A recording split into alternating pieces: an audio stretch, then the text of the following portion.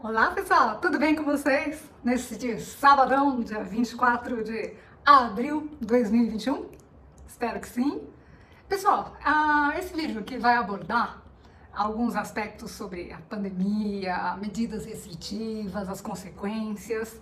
A base do vídeo vai ser dois artigos publicados na revista Oeste, pelos renomados jornalistas, a quem eu pessoalmente admiro muito, Augusto Nunes e José Roberto Guzzo. Como introdução, pessoal, eu gostaria primeiro de falar aqui sobre uma entrevista dada por um renomado infectologista a respeito de aglomerações, por exemplo, o toque de recolher, todo mundo sabe que causa aglomerações e isso é um problema muito grande.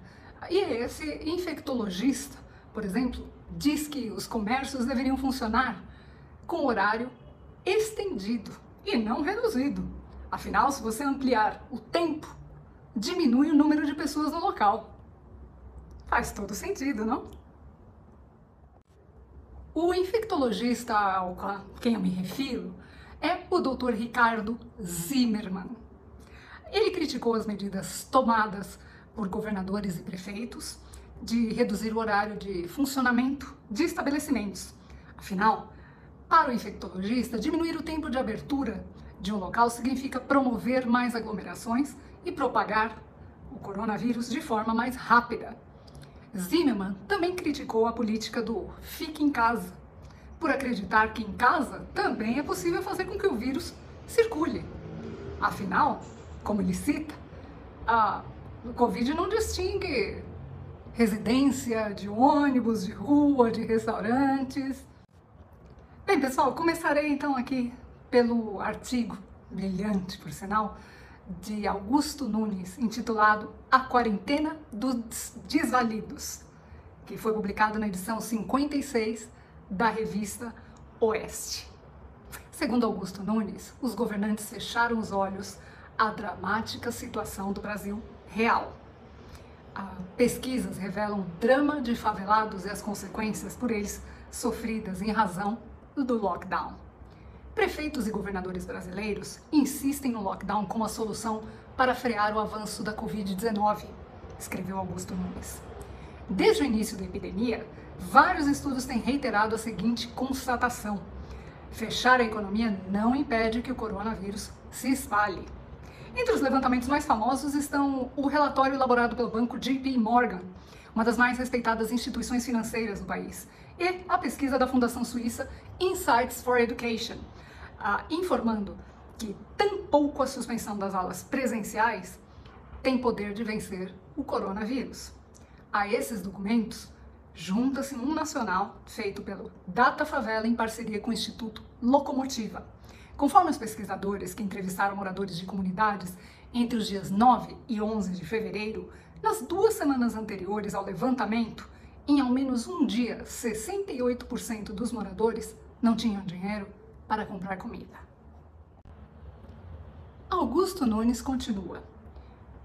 Previsivelmente, os fechadores compulsivos de bares, restaurantes, templos, museus, cinemas, teatros, shopping centers, prateleiras de supermercados, escolas, fábricas e lojas fecharam os olhos à dramática piora da paisagem formada pelas favelas brasileiras, onde sobrevive uma gente que ajuda a transformar o transporte público no maior e mais alarmante foco de disseminação do coronavírus no Brasil.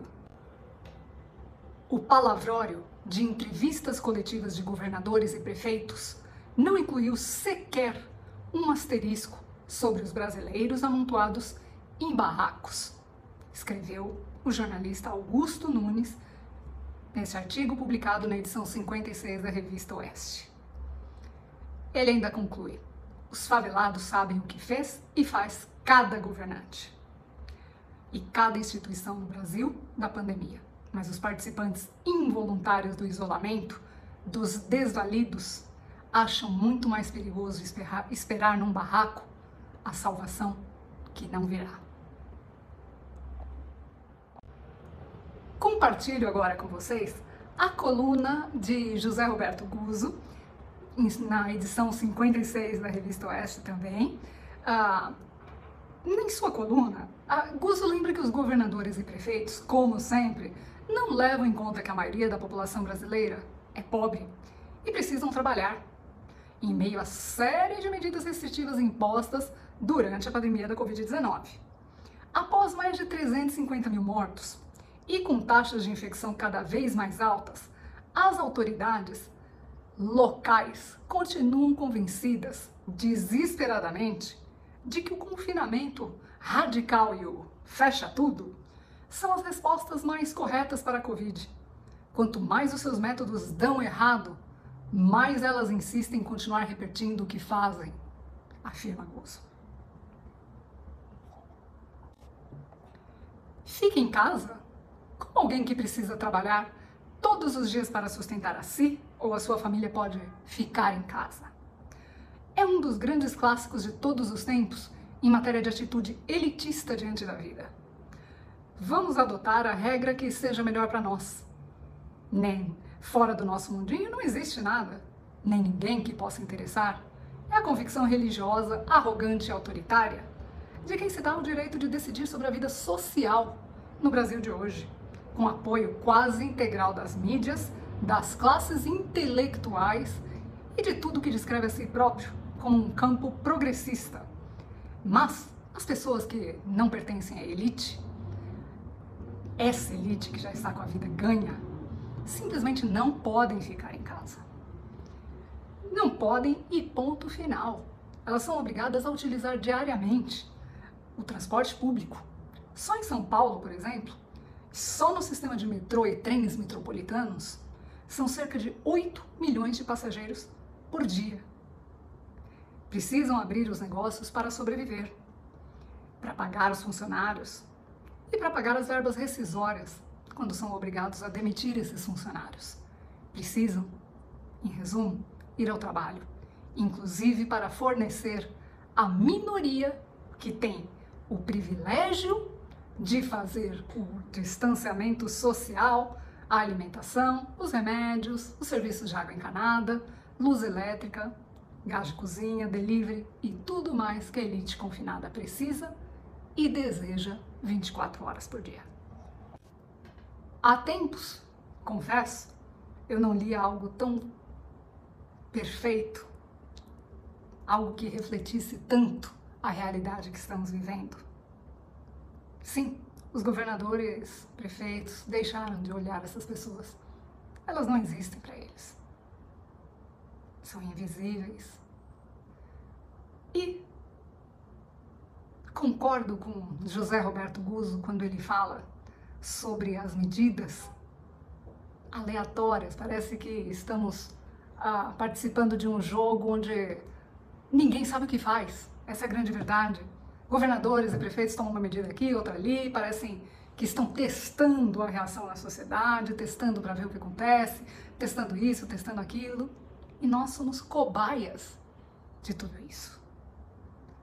Somos cobaias quando somos obrigados a ficar em casa. Somos cobaias quando podemos circular com diversas restrições de horário, de capacidade, de lotação dos locais. Somos cobaias em tudo. E se porventura os números de casos aumentam, voltamos à fase vermelha, com medidas mais restritivas. Mas se por um acaso os números diminuírem, podemos então voltar à fase laranja. E assim vai. Não vejo lógica nas medidas que são adotadas, tanto por governadores e prefeitos em diversas regiões. Não vejo lógica, por exemplo, no toque de recolher. Você confinar uma população inteira e então deixar que essa população saia, todo mundo no mesmo horário para pegar o transporte público e ir trabalhar? Ora, essa é uma aglomeração grande, né? Não vejo também sentido em abrir alguns lugares com distanciamento de 2 ou 3 mesas e abrir outros onde você, por exemplo, e você ter, por exemplo, de dividir o mesmo assento ali ao lado de uma pessoa no ônibus, ou no metrô, ou no trem, ou segurar no mesmo apoio que essa pessoa. Não vejo também lógica em pedir serviços de delivery o tempo todo. Não sabemos quem está manuseando aquilo, não sabemos quem manuseou a caixa, não sabemos nada. Estamos no escuro. Essa é a grande verdade. Estamos no escuro, como sempre estivemos. Estamos no escuro como cobaias, esperando talvez a tal da imunização de rebanho. De coração, eu espero que isso resolva, para que todos possamos voltar a ter uma vida normal. E de coração, eu espero que os governantes vejam o povo, olhem para nós como pessoas, não somente como números. Não somos números, não somos cobaias, somos pessoas que precisam trabalhar, comprar comida, sair. Somos pessoas que precisamos viver. Espero que passem a nos ver assim, como pessoas. Brilhantes artigos, senhores jornalistas Augusto Nunes e José Roberto Guzzo. A minha reverência a vocês. Parabéns. Brilhantes artigos. Sim! Há vários vídeos aqui no meu canal falando sobre a pandemia, sobre consequências, sobre medidas restritivas, sobre lockdown, sobre... Sim! Porque essa é uma pauta que está acontecendo no meu canal. O propósito do meu canal é trazer a vocês informações e atualizadas. São informações que estão na mídia. Não dá para ignorar. E falando em trazer uma informação atualizada, pessoal, recebi logo cedo essa manhã a notícia do falecimento de Levi Fidelix, aos 69 anos. Famoso pelo aerotrem.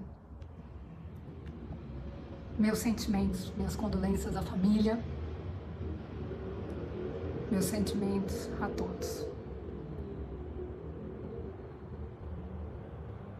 Tendo mais notícias, estarei de volta, pessoal. Essa é a ideia do canal, trazer notícias, ainda que repetitivas. Se elas estão em pauta, devo trazer. Um grande abraço, pessoal, e até a próxima.